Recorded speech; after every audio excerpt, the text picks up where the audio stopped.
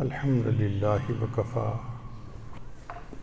وسلام علی عبادہ الذین اصطفیٰ اما بعد اعوذ باللہ من الشیطان الرجیم بسم اللہ الرحمن الرحیم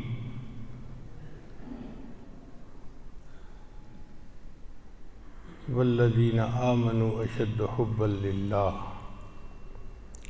سبحان ربک رب العزت عما یصفون وسلام علی المرسلین والحمد للہ رب العالمین اللہم صلی علی سیدنا محمد وعلی آل سیدنا محمد وبارک وسلم۔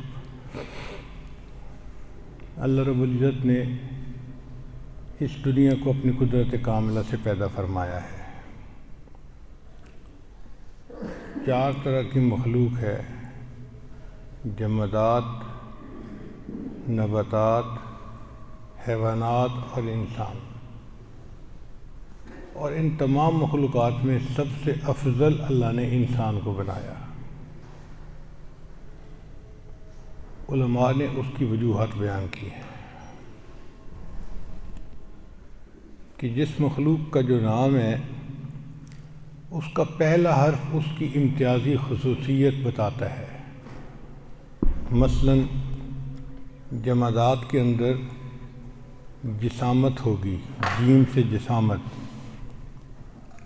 پتھر کے اندر جسامت ہے، پہاڑ کے اندر جسامت ہے، زمین کے اندر، مریخ کے اندر،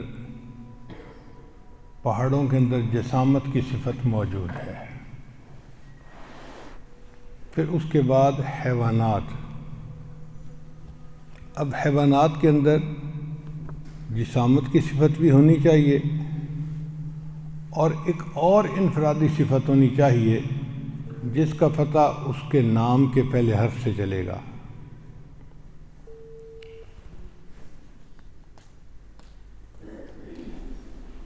تو جمادات میں جسامت تھی،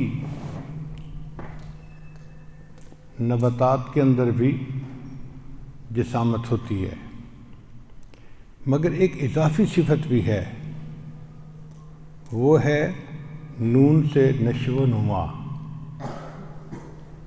پتھر کو آپ ایک جگہ رکھیں، سال کے بعد دیکھیں تو اس کا وزن اتنا ہی ہوگا، جسامت اتنی ہوگی۔ پتھر میں بڑھنے کی صلاحیت نہیں ہے، لیکن نباتات کے اندر بڑھنے کی صلاحیت ہے۔ آپ ایک پودا لگائیں، آج پودا ہے کل درخت بن جائے گا، اس کی جسامت بڑھتی رہے گی۔ تو اس وجہ سے نباتات جمادات سے افضل ہوئیں کہ اس میں زیادہ خوبیاں ہیں۔ پھر نباتات سے افضل حیوانات۔ حیوانات میں پہلی 2 صفتیں بھی ہونی چاہیے اور کوئی اضافی صفت بھی ہونی چاہیے۔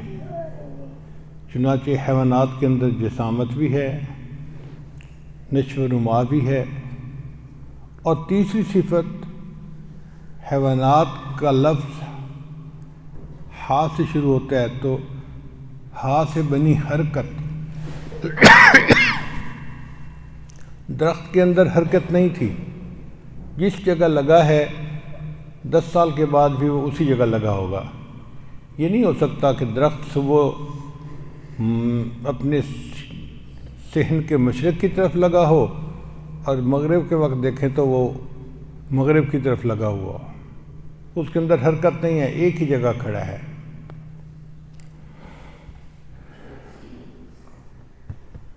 تیسری صفت جو اضافی ہونی چاہیے وہ حرکت تھی، چنانچہ حیوانات حرکت بھی کرتے ہیں۔ بکری کا بچہ آپ یہاں چھوڑیں گے تو وہ دوسری جگہ بھاگ جائے گا، ایک جگہ باندھیں گے تو کھل کے دوسری طرف چلا جائے گا۔ ان میں حرکت کی صفت بھی ہے۔ تو حیوانات نباتات سے افضل ہوئے اور نباتات جمادات سے افضل ہوئے۔ حیوانات سے بھی افضل انسان ہیں۔ اب انسان کے اندر یہ 3 صفات بھی ہونی چاہیے، چنانچہ انسان کے اندر جسامت بھی ہے، نشو و نما بھی ہے۔ بچہ پیدا ہوتا ہے تو چھوٹا سا، جوانی کی عمر میں 6 فٹ کا قد ہو جاتا ہے، پھر اس کے اندر حرکت بھی ہے، انسان حرکت کرتا ہے، پھر ایک اضافی صفت اس میں ہونی چاہیے جس کی وجہ سے وہ سب سے افضل قرار پایا۔ اس کا پتہ کیسے چلے گا؟ اس کے نام کے پہلے حرف سے۔ اب انسان کا نام الف سے شروع ہوتا ہے، تو الف سے ایک صفت بنی جس کو کہتے ہیں انس باللہ، اللہ سے محبت۔ یہ وہ صفت ہے جو باقی تمام مخلوقات پر انسان کو فضیلت دیتی ہے، اس لیے انسان کو اشرف المخلوقات کہا جاتا ہے کہ اللہ کی جتنی مخلوقات ہیں ان میں سب سے زیادہ اشرف اور اعلیٰ انسان ہے۔ انسان کے اندر اللہ نے ایک صفت رکھی ہے محبت کرنے والی، یہ صفت کسی اور میں نہیں ہے، انسان میں ہی ہے، حتیٰ کہ یہ صفت فرشتوں میں بھی نہیں ہے۔ فرشتے اللہ کی عبادت کرتے ہیں، لیکن فرشتوں کو اللہ کی محبت کی جو حرارت ہے وہ محسوس نہیں ہو سکتی، وہ انسان کو اللہ نے عطا کی، اس لیے انسان فرشتوں سے بھی اعلیٰ بن گیا۔ چنانچہ انبیاء کرام کا درجہ فرشتوں سے اعلیٰ اور اونچا ہے، بلکہ امت کے اولیاء میں سے بعض ایسے حضرات گزرے کہ جو فرشتوں سے اعلیٰ ہو گئے۔ سیدنا صدیق اکبر رضی اللہ عنہ کو اللہ نے وہ مقام دیا کہ فرشتوں سے بھی آگے نکل گئے۔ تو انس باللہ اصل میں انسان کی اصل صفت ہے، اور جس بندے کے اندر اللہ کی محبت نہیں اس میں اور جانور میں پھر کیا فرق رہا؟ اس لیے اللہ نے فرمایا کہ جو غافل لوگ ہیں اولئک کالانعام، یہ تو جانور ہیں، بل ہم اضل، بلکہ جانوروں سے بھی بدتر ہیں، اولئک هم الغافلون، یہ غافل لوگ ہیں۔ تو انسان کی قدر و قیمت اللہ کی محبت کی وجہ سے ہے۔ اللہ تعالیٰ یہ محبت کی صفت ہم سب کو عطا فرمائے، اس محبت کی نعمت ہم اپنے دل میں لے کر جائیں۔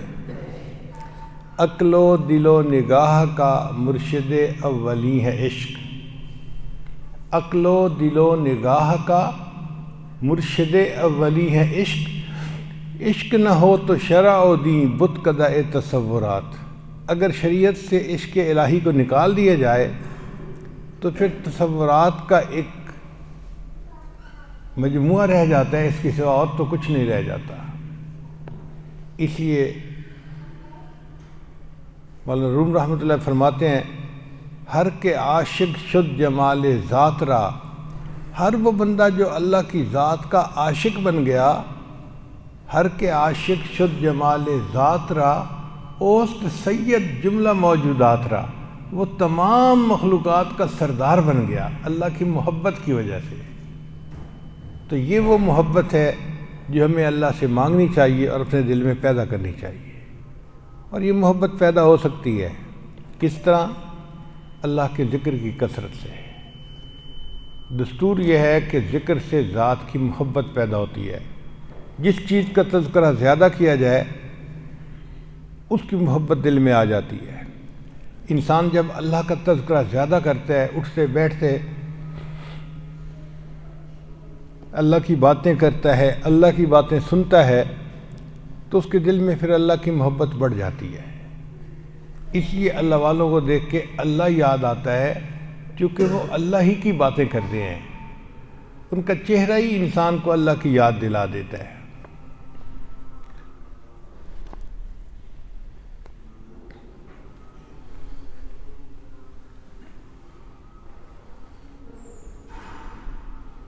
چنانچہ ہمارے اکابرین امت نے بہت کثرت کے ساتھ اللہ کو یاد کیا۔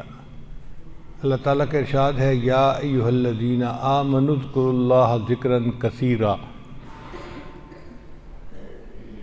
اے ایمان والو اللہ کا ذکر کثرت کے ساتھ کرو۔ تو اللہ تعالیٰ نے بھی ذکر کو کثرت کے ساتھ کرنے کا حکم دیا۔ اب جب اللہ کا ذکر کثرت کے ساتھ کریں گے تو یقیناً دل میں اللہ کی محبت آ جائے گی۔ محبت کے میدان میں یہ بات ذہن میں رکھ لیجئے کہ اللہ تعالیٰ کے ہاں بندے کی محبت پہلے پیدا ہوتی ہے، پھر بندے کے دل میں اللہ کی محبت پیدا ہوتی ہے۔ یحبہم و یحبونہ، اللہ فرماتے ہیں کہ وہ ایسے بندے ہوں گے اللہ ان سے محبت کریں گے اور وہ اللہ سے محبت کریں گے۔ یعنی بندہ جو اللہ سے محبت کرتا ہے نا، یہ عکس ہوتا ہے اس محبت کا جو اللہ کو بندے کے ساتھ ہوتی ہے۔ اس کے بغیر بندے کے دل میں اللہ کی محبت پیدا نہیں ہو سکتی۔ دنیا کی محبت جو چاہے کرے، میدان کھلا ہے، اللہ کی محبت ہر کوئی نہیں پا سکتا، وہی پائے گا جس کو اللہ چاہیں گے۔ اللہ پسند کرتے ہیں، بندے کے دل میں محبت کا بیج ڈال دیتے ہیں، پھر بندہ اپنے اللہ سے محبت کرنے والا بن جاتا ہے۔ یہ اللہ تعالیٰ کی طرف سے ایک انعام ہے جو بندے کو نصیب ہوتا ہے۔ اس لیے جن کو اللہ نے دین پر زندگی گزارنے کی توفیق عطا فرمائی وہ اللہ کا شکر ادا کریں۔ اے اللہ، یہ ہمارا کمال نہیں، یہ آپ کا کمال ہے۔ آپ کی رحمت کی نظر متوجہ ہوئی اور ہمیں مسجد کا راستہ مل گیا، ورنہ تو مسجد کی بجائے ہم کہیں اور جا رہے ہوتے۔ یہ ہمارے بس میں نہیں تھا، اللہ نے ہمیں یہاں پہنچا دیا، اپنے گھر میں پہنچا دیا۔ تو اس لیے پہلے اللہ تعالیٰ بندے سے محبت کرتے ہیں، پھر بندے کے دل میں اللہ کی محبت پیدا ہوتی ہے۔ اور یہ محبت عجیب ہے، انسان کو دنیا سے بیگانہ کر دیتی ہے۔ دو عالم سے کرتی ہے بیگانہ دل کو، عجب چیز ہے لذت آشنائی۔ دو عالم سے انسان بیگانہ ہو جاتا ہے جب اللہ سے آشنا بن جاتا ہے۔ چنانچہ دنیا کا غم اور دنیا کے حزن اس کے نظر میں کچھ اہمیت ہی نہیں رکھتے۔ اس لیے اللہ نے فرمایا الا ان اولیاء اللہ لا خوف علیہم ولا هم یحزنون الذین آمنوا وکانوا یتقون۔ دیکھا، جو لوگ ایمان لائے اور تقوی کی زندگی گزاری، یہ اللہ کے اولیاء، ان کو نہ کوئی غم ہے نہ کوئی حزن ہے۔ خوف کہتے ہیں باہر سے جو ہو، اور حزن کہتے ہیں جو اندر سے ہو۔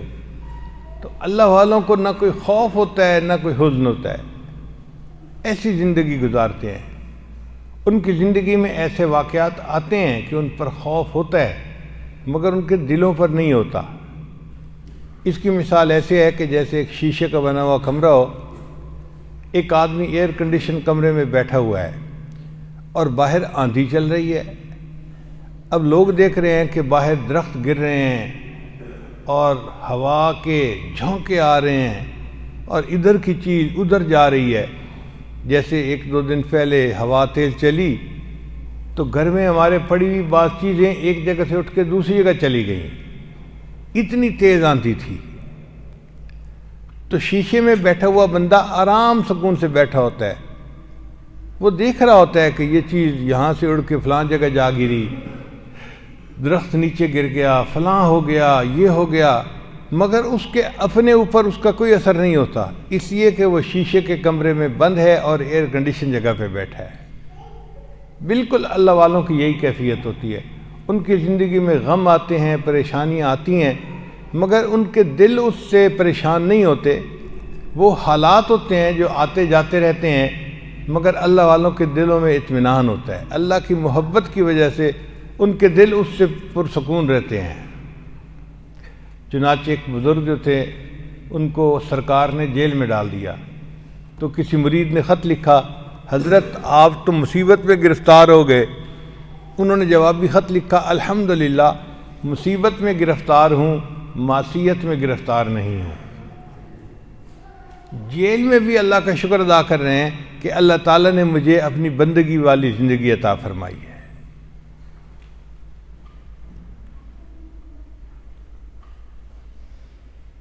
طوفان کر رہا تھا میرے عزم کا طواف، طوفان کر رہا تھا میرے عزم کا طواف،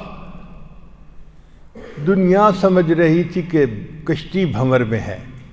تو ظاہر میں لوگ دیکھنے والے کہتے ہیں کہ جی بڑے مشکلات ہیں ان کے اوپر، لیکن ان کو یہ نہیں پتہ ہوتا کہ ان مشکلات میں بھی ان کا دل پرسکون ہوتا ہے۔ بلکہ امام ربانی مجد لسانی رحمۃ اللہ تو اپنے مکتوبات میں لکھتے ہیں کہ خوشی کے حال میں سالک کی ترقی اتنی نہیں ہوتی جتنا غم کے حال میں ہوتی ہے، اس لیے کہ خوشی کو تو نفس بھی چاہتا ہے یعنی خوشی میں انسان کی رضا شامل ہو تو نفس کی بھی رضا شامل ہوتی ہے، اور غم کو تو نفس نہیں چاہتا۔ اگر انسان غم پہ راضی ہو جاتا ہے تو اس کا مطلب ہے فقط اللہ کے لیے اس پر راضی ہوا، نفس نہیں چاہتا تھا، اس لیے پھر غم کی حالت میں انسان کو زیادہ اعلیٰ ترقی حاصل ہوتی ہے۔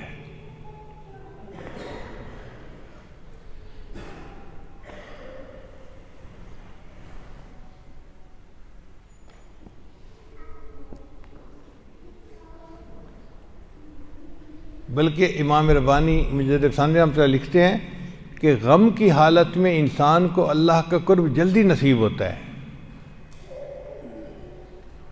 ایک شاعر کہتے ہیں، سکھ دکھاں تو دیواں وار، سکھ دکھاں تو دیواں وار، دکھاں آن ملائم یار، کہ میں ان سکھوں کو دکھوں پہ قربان کر دوں، دکھ نے تو مجھے میرے یار سے ملا دیا۔ امام ربانی مجدد ثانی فرماتے ہیں کہ یہ غم جو ہوتے ہیں نا، یہ دیکھنے میں ہوتے ہیں زہر کی مانند، مگر ان کے اندر مٹھاس ہوتی ہے جو انسان کو اللہ کے قریب کر دیتی ہے۔ گھر میں بھی ہم نے دیکھا ہے، کوئی بچہ غلطی کرے تو کئی مرتبہ ماں اس کو جھڑک دیتی ہے، تھپڑ لگا دیتی ہے، پھر اس کے بعد اس کو دوسروں کی نسبت زیادہ پیار بھی دیتی ہے، کیونکہ وہ محسوس کرتی ہے کہ میں نے بچے کے اوپر سختی کی، اب اس بچے کو محبت کی زیادہ ضرورت ہے۔ اللہ رب العزت کا بھی یہی معاملہ ہے کہ بندے کے اوپر حالات تو بھیجتے ہیں اور مشکل حالات ہوتے ہیں، مگر اس کے بعد اللہ تعالیٰ کی رحمت کی بھی نظر زیادہ ہوتی ہے اس بندے کے اوپر کہ میں نے اس بندے کو مشکل میں ڈالا، آزمائش میں ڈالا۔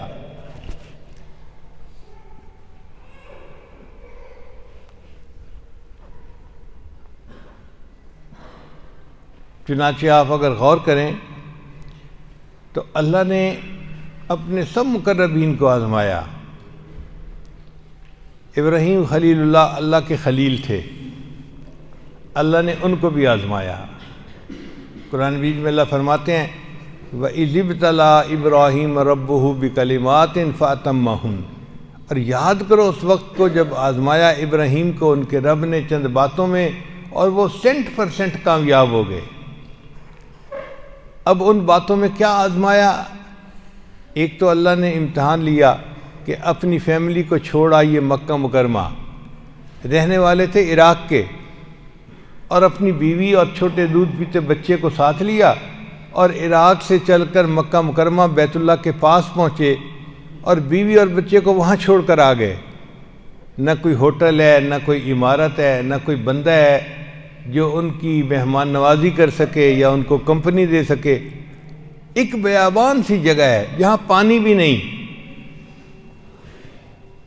اب تھوڑا سا سامان باقی تھا، جب بیوی بچے کو چھوڑ کے آ گئے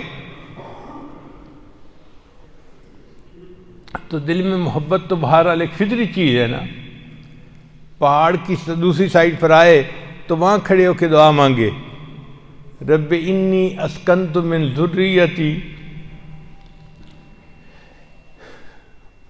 بواد غیر ذی زرع عند بیتک المحرم ربنا لیقیموا الصلاۃ فاجعل افئدة من الناس تهوی الیہم وارزقهم من الثمرات لعلهم یشکرون۔ اللہ رب العزت نے دعا قبول فرما لی، مگر بڑی قربانی تھی۔ ہم لوگ دوسرے شہر میں ہونا اور گھر میں بیوی بچے محفوظ ہوتے ہیں اور بند کمرے کے اندر ہوتے ہیں اور کھانے پینے کی ہر چیز موجود ہوتی ہے، پھر بھی دل میں فکر ہوتی ہے جی گھر میں کوئی نہیں ہے، فکر رہتی ہے۔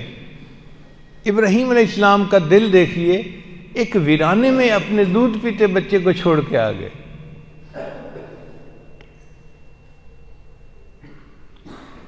پھر ایک وقت آیا کہ اللہ تعالیٰ نے اس سے بھی بڑا امتحان لیا۔ وہ امتحان کیا تھا کہ جب اسماعیل علیہ السلام بھاگنے دوڑنے کی عمر کو پہنچ گئے، جس کو 5-6 سال کی عمر کہتے ہیں، جب بچہ دوڑتا بھاگتا ہے، اس عمر میں بچہ زیادہ پیارا لگتا ہے، چونکہ معصوم بھی ہوتا ہے، باتیں بھی کرتا ہے، محبت کا اظہار بھی کرتا ہے، تو دل کے زیادہ قریب ہو جاتا ہے۔ چنانچہ اللہ تعالیٰ نے ابراہیم علیہ السلام کو حکم فرمایا کہ آپ اپنے اس بچے کو میرے نام پر قربان کر دیجئے۔ تو ابراہیم علیہ السلام اٹھے اور اسماعیل علیہ السلام کو بتا دیا کہ بیٹے میں نے خواب دیکھا ہے، اور انبیاء کے خواب چونکہ سچے ہوتے ہیں، یہ بتانا مقصد تھا کہ مجھے یہ حکم ہوا ہے کہ میں تجھے اللہ کے نام پہ قربان کروں۔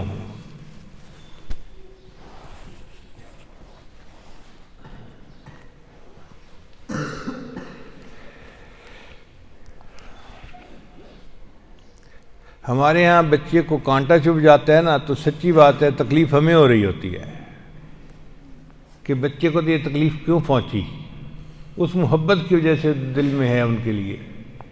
اور وہاں ابراہیم علیہ السلام کو خود حکم ہو رہا ہے کہ اپنے بیٹے کو ذبح فرما دیجئے۔ تو ابراہیم علیہ السلام نے اپنے بیٹے کو بتا دیا کہ اے بیٹے انی ارا فی المنام انی اذبحک فانظر ماذا تری، میں نے خواب دیکھا ہے کہ میں تجھے ذبح کر رہا ہوں، بیٹے بتا تیرا کیا معاملہ ہے۔ مفسرین نے لکھا کہ یہ نہیں پوچھا کہ اگر تو چاہتا ہے قربان کرنا تو میں کروں گا، اگر نہیں چاہتا تو میں نہیں کروں گا، نہیں۔ ابراہیم علیہ السلام نے یہ بات اس لیے پوچھی کہ بیٹے اگر تو بھی چاہتا ہے قربان ہونا تو میں ماننے والوں جیسا سلوک کروں گا، اور اگر تو چاہتا ہے قربان نہ ہونا تو میں نہ ماننے والوں جیسا سلوک کروں گا، تجھے اللہ کے نام پہ قربان میں نے ضرور کر رہا ہے۔ چنانچہ ابراہیم علیہ السلام نے اپنے بیٹے سے فرمایا کہ نہا دھو لو، میں نے آج ایک بڑے سے تمہاری ملاقات کروانی ہے۔ چنانچہ بی بی ہاجرہ نے اپنے بیٹے کو نہلا دیا، اچھے کپڑے پہنا دیے، اور اسماعیل علیہ السلام اپنے والد کے ساتھ چل پڑے کہ میں بڑے کی ملاقات کے لیے جا رہا ہوں۔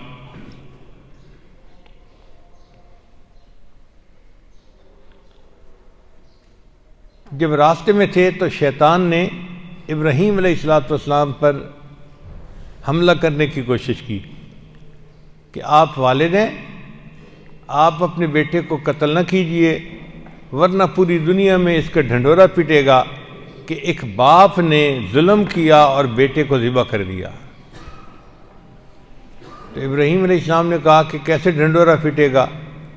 شیطان بدبخت نے دلیل دی کہ قابیل نے اپنے بھائی کو قتل کیا تھا، اور اس کا تذکرہ اللہ نے فرما دیا، اور پوری انسانیت کو اس کا پتہ چلا کہ ایک بھائی نے دوسرے کو قتل کیا تھا۔ تو ابراہیم علیہ السلام نے فرمایا کہ بدبخت، اللہ تجھے غارت کرے، بھائی نے بھائی کو نفسانی خواہش کی وجہ سے قتل کیا تھا، میں اپنے بیٹے کو اللہ کی رضا کے لیے قربان کر رہا ہوں۔ یہ واقعہ اس کے ساتھ منطبق نہیں ہوتا، تو شیطان کا داؤ نہیں چل سکا۔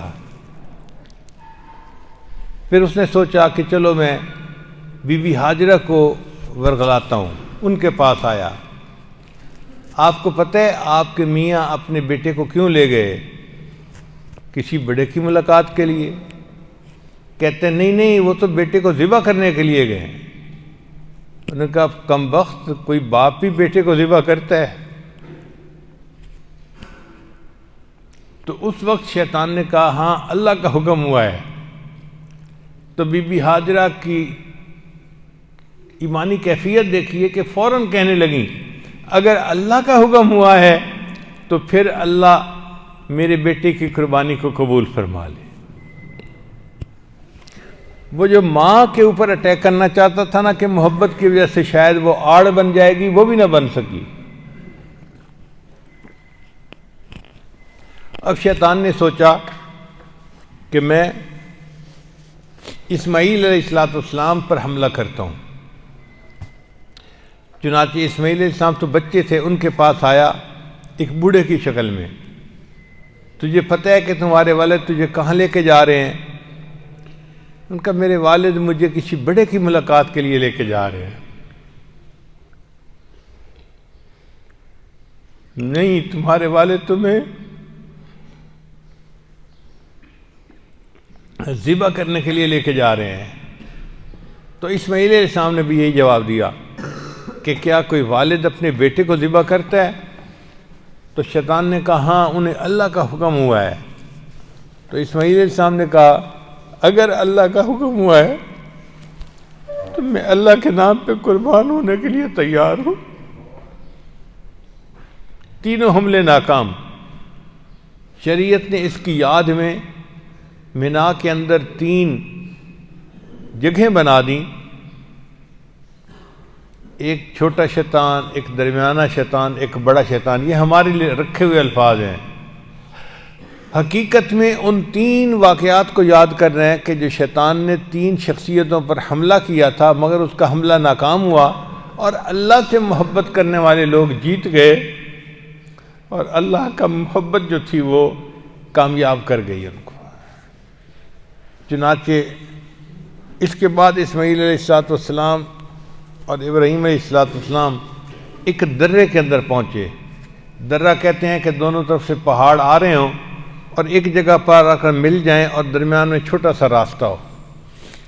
جب اس درے سے گزرے تو آگے کھلی جگہ تھی. اب کھلی جگہ کو دیکھ کر اسماعیل علیہ السلام نے اپنے والد سے پوچھا ابا جان آپ فرما رہے تھے میں بڑے کی ملاقات کے لیے لے کے جا رہا ہوں، میری بڑے سے ملاقات کب ہوگی؟ اس وقت سے ابراہیم علیہ السلام نے بات کھول دی کہ بیٹے مجھے حکم ہوا تھا تجھے ذبح کرنے کا، تو میں تو تجھے ذبح کروں گا تاکہ تمہاری اللہ سے ملاقات ہو جائے. تو اسماعیل علیہ السلام نے جواب دیا یا ابتف ما تؤمر، ابا جان کر گزریے جس چیز کا آپ کو حکم ہوا. ستجدنی انشاءاللہ من الصابرین، آپ مجھے صبر کرنے والوں میں سے پائیں گے. چنانچہ ابراہیم علیہ السلام نے اپنے بیٹے کو ذبح کرنے کا ارادہ کیا. اس پر اسماعیل علیہ السلام نے آگے سے جواب دیا کہ ابا جان آپ ایسا کیجئے، ایک تو اپنی آنکھوں پہ پٹی باندھ لیجئے تاکہ اگر آپ مجھے ذبح کریں اور میرا جسم تڑپنے لگے تو آپ اس کو نہ دیکھیں. آپ کے ہاتھ میں کمزوری نہیں آنی چاہیے، جب آپ نہیں دیکھیں گے تو پھر آپ مجھے ذبح کر دیں گے. اور دوسرا یہ کہ مجھے آپ اس طرح لٹائیں کہ میرا چہرہ آپ کے سامنے نہ ہو. جس چہرے کو آپ محبت کی نظر سے دیکھتے رہے ہیں وہ چہرہ سامنے ہوگا تو پھر چھری چلانا مشکل ہو جائے گا. تو مجھے اس طرح لٹائیے کہ میرا چہرہ دوسری طرف ہو اور آپ پیچھے سے چھری چلائیں. اور تیسرا یہ کہ چھری کو تیز کر لیجئے تاکہ چھری دیر نہ لگائے ذبح کرنے میں.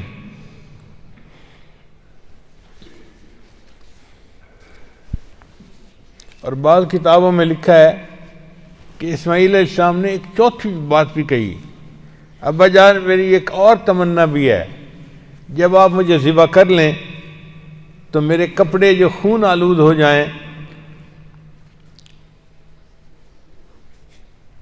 وہ لے جا کے میری امی کو دکھا دیجئے تاکہ امی بھی دیکھ لے کہ میرا بیٹا اللہ کے نام پہ قربان ہو گیا.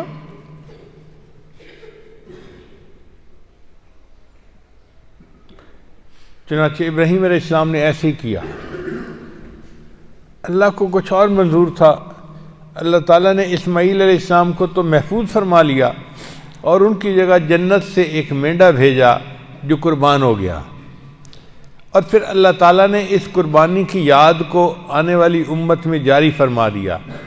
اللہ فرماتے ہیں ان ھذا لھو البلاء المبین، یہ ایک بڑی آزمائش تھی.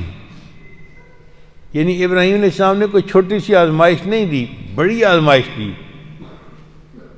سلام علی ابراہیم، ابراہیم تجھ پر سلامتی ہو، ابراہیم تو شاباش، تو جیتا رہ، تو نے کیسی قربانی دی. یعنی ابراہیم علیہ السلام کی قربانی اللہ کو اتنی پسند آئی کہ اللہ نے فرمایا کہ آنے والی امت ہر سال اس کو یاد کرے گی کہ ایک بندے نے اپنے بیٹے کو اللہ کے نام پہ قربان کر دیا تھا.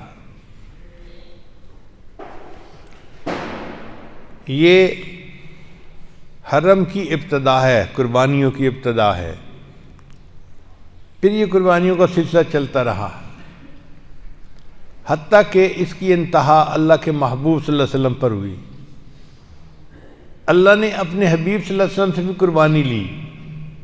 اچھا وہ کیسی تھی کہ محبوب صلی اللہ علیہ وسلم کے نواسے کو اللہ نے دین کے لیے قربانی کے لیے کہا۔ چنانچہ سیدنا حسین رضی اللہ تعالیٰ عنہ اللہ کے دین کے لیے قربان ہو گئے، اور ان کی قربانی ذرا مختلف تھی کہ پورے خاندان کی قربانی دی۔ 72 بندے شہید ہوئے۔ گھر کا ایک بندہ فوت ہو جائے نا تو دل غمزدہ ہو جاتا ہے۔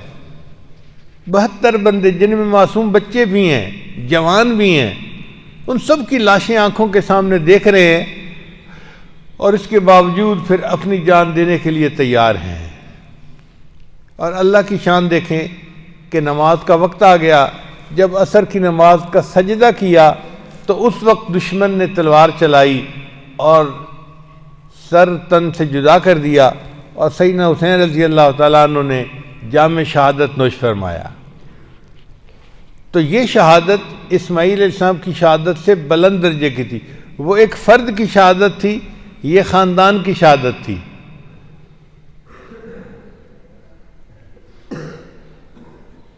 اس لیے کہ وہ خلیل تھے اور یہ حبیب تھے۔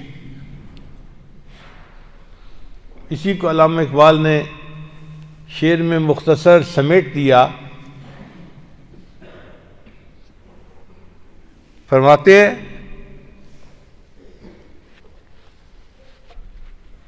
غریب و سادہ اور رنگی ہیں داستان حرم۔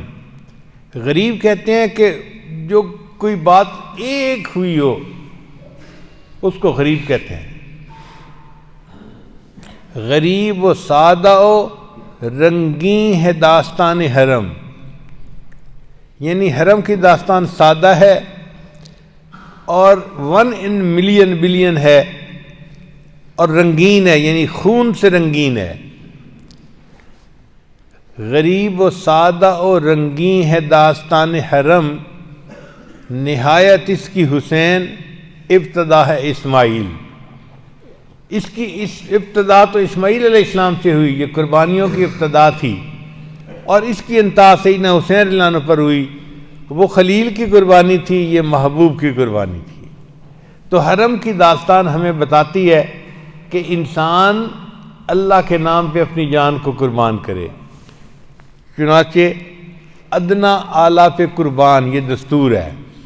آپ غور کیجئے، جمادات نباتات پہ قربان۔ انسان نے کھیتی کرنی ہوتی ہے نا تو وہ زمین پہ گہرا ہل چلا دیتا ہے۔ کوئی بندہ یہ نہیں کہہ سکتا کہ جی کتنا بڑا ظلم کیا، زمین کے سینے کو چیر کے رکھ دیا۔ بھئی زمین اپنے سے اعلیٰ پہ قربان۔ اب جب نباتات لگا دی، کھیتی ہو گئی، تو لہلاتی کھیتی ہے، خوبصورت لگ رہی ہے، اس کو دراتی سے کاٹ دیتے ہیں۔ کوئی نہیں کہہ سکتا جی کتنا ظلم کیا، اتنے لہلاتے پودے کو کاٹ دیا۔ بھئی ان کو بنایا تھا حیوانات کے لیے، لہذا ان کو کاٹ کے حیوانات کو پیش کر دیا گیا۔ اب جانور وہ چارہ کھا لیتے ہیں، پھر اس کے بعد جانور کو قربان کر دیتے ہیں انسان کے لیے۔ کوئی یہ نہیں کہہ سکتا جی کتنا ظلم کرتے ہیں، بکرے کو ذبح کر دیتے ہیں، مرغے کو ذبح کر دیتے ہیں۔ بھئی ان کو اللہ نے پیدا ہی انسان کے لیے کیا ہے، انسان کی غذا بنایا ہے، اس لیے یہ ظلم نہیں ہے، یہ عین فطرت ہے۔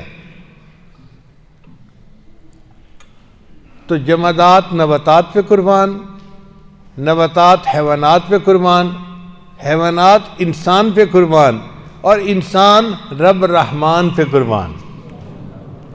اللہ نے انسان کو بنایا ہی اپنے لیے ہے، لہذا اگر وقت آئے کہ اللہ کے نام پہ بندے کو قربان ہونا پڑے تو انسان اللہ کا شکر ادا کرے اور اپنی جان کا نذرانہ اللہ کو پیش کر دے۔ یہ اللہ کی محبت ہی ہے جو انسان کو فرشتوں سے اونچے مقام تک پہنچا دیتی ہے، اور قیامت کے دن ایسے لوگ جو اللہ سے ایسی محبت کرنے والے ہوں گے وہی اعلیٰ اور کامیاب ہوں گے، اور اللہ تعالیٰ ان کو اپنے قرب کے اعلیٰ ترین مقامات عطا فرمائیں گے۔